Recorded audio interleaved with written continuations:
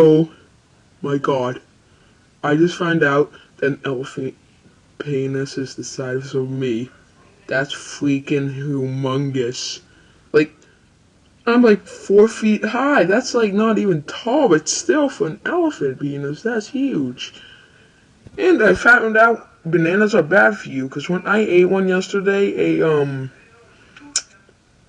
banana peel came out of my asshole. It was like I ate this squeeze for hours and hours, and it just like, eh. And my friend yesterday, he just poked me with a bamboo, and I was like,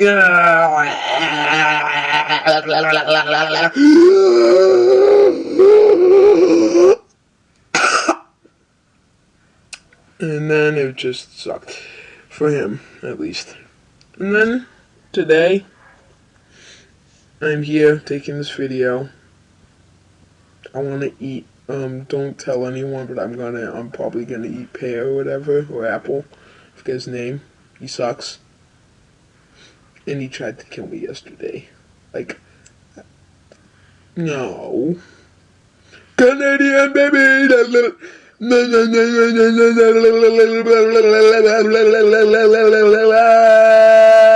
Bye, folks. No, bye, people.